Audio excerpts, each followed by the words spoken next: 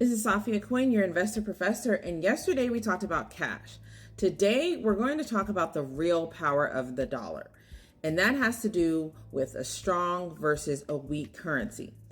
When you hear that the dollar is weak, you may hear this, and what that means is that the dollar doesn't go as far internationally. It means you'll need more dollars to buy the same goods and services in other countries. That's something that needs to be a distinction, because you may hear that it's a strong currency or a weak currency, and then they'll give domestic examples, and that's incorrect.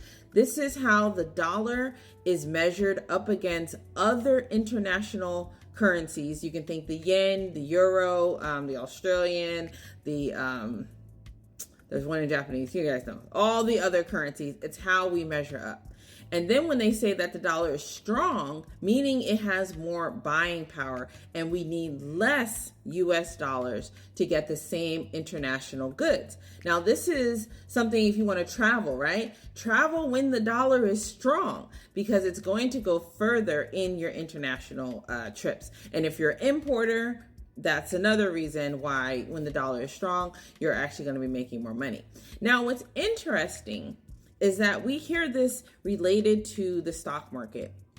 You know, they say the dollar is weak and the dollar is strong. How it relates to the stock market is because of those international factors.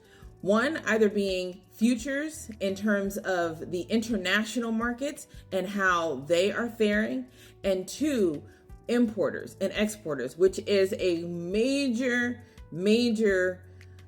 business fueling thing that most companies engage in. So most of your major companies that are trading on the stock market are importing and exporting goods at the price difference of a strong versus weak dollar.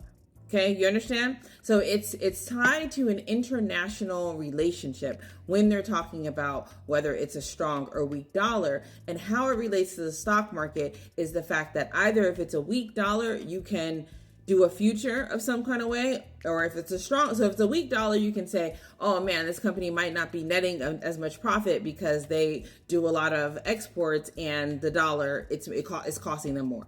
Versus when it's a strong dollar, then they're doing a lot more exports and it's costing them less. It's an inverse relationship, but that is how it's tied. And that is the real power of the cash that we talked about, right? Is how when the cash comes together, the economic power that it has on the market, on businesses, and on you. As always, like, follow, share, all that good stuff at Investor Professor, theinvestorprofessor.com.